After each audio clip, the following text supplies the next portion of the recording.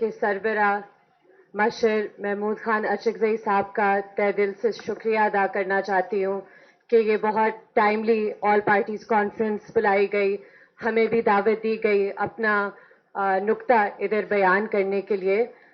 میں مختصر بات کروں گی، ایک وکیل کی حیثیت سے میں بات کروں گی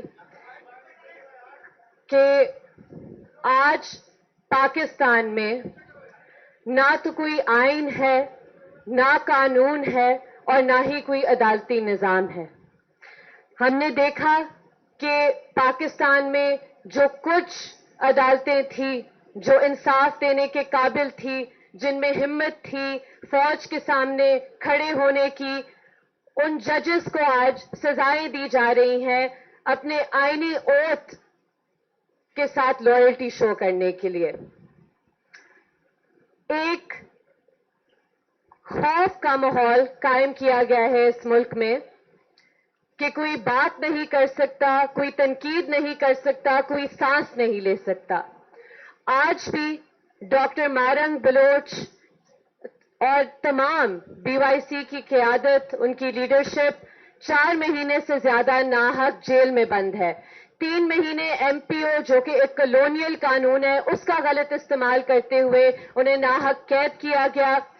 آج وہ کسی دہشت گردی یا کسی اور مقدمے میں ان کی گرفتاریاں ہوتی جا رہی ہیں، جس طرح علی وزیر اور پی ٹی ایم لیڈرشپ کے ساتھ ماضی میں ہوا اور آج بھی ہو رہا ہے۔ اس لیے یہ بہت خوش آئند بات ہے کہ ادھر میرے ساتھ ڈاکٹر مارنگ بلوچ کی بہن بیٹھی ہوئی ہیں، ادھر پی ٹی ایم کی لیڈرشپ بیٹھی ہوئی ہے، کیونکہ یہ وہ آوازیں ہیں جو پیریفریز، جو ہم کہتے ہیں پیریفریز پاکستان کی، ان کے مسائل مین سٹریم تک لاتے ہیں۔ ہمیں طے کرنا ہوگا کہ ہماری ریاست کیا ہے۔ ادھر کہا جاتا ہے کہ اگر آپ فوج پر تنقید کریں تو آپ غدار ہیں، آپ ریاست مخالف بیانیہ بولتے ہیں، لیکن سب سے پہلے تو ہمیں فیصلہ کرنا ہوگا کہ ایک ریاست ہے کیا۔ ریاست کیا ایک ڈپارٹمنٹ ہے جس نے اپنے آپ کو 70 سالوں سے ہم پر حاوی کیا ہوا ہے، مسلط کیا ہوا ہے، جو بلوچ اور پشتون وسائل پر قابض ہے، جو ٹارگٹ کلنگ میں ملوث ہے، جبری گمشدگیوں میں ملوث ہے، مارو پھینکو پالیسی میں ملوث ہے؟ کیا یہ ریاست ہمیں قابل قبول ہے؟ ریاست وہ ہوتی ہے جو عوام کے لیے طاقت ایک ٹرسٹ کے طور پر رکھے، ایک ٹرسٹ کے طور پر ایکسرسائز کرے۔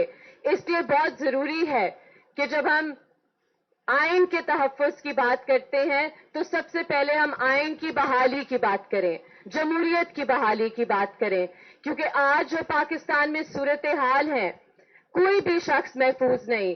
یہ پریکٹسز جبری گمشدگیوں کی شروع ہوئی سندھ میں، پھر بلوچستان میں، پھر پختونخوا میں، اور آج پنجاب اور اسلام آباد بھی اس سے محفوظ نہیں۔ کچھ ریڈ لائنز ہیں جو تمام سٹیک ہولڈرز کو ڈیفائن کرنی ہوں گی۔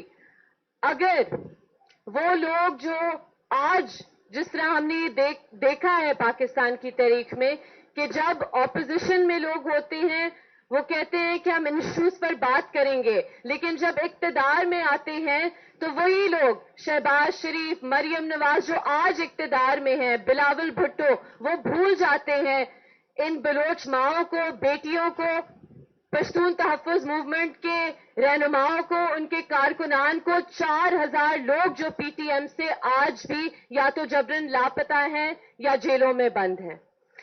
میں اپنی بات کا اختتام اس ریکویسٹ سے کروں گی کہ بہت دیر ہم نے یہ کوشش کی کہ ہم اپنے اپنے سائلوز میں مزاحمت کریں، ہم سب کو مل کر وکلا کو، بارز کو، مظلوم محکوم آوازوں کو مل کر آئین کی بحالی کی جدوجہد کرنی ہوگی۔ پاکستان کا مستقبل نہیں بن سکتا جب تک تمام ان آوازوں کو وہ رسپیکٹ، وہ ریکگنیشن اور ان کا مینڈیٹ نہیں دیا جائے۔ بہت شکریہ۔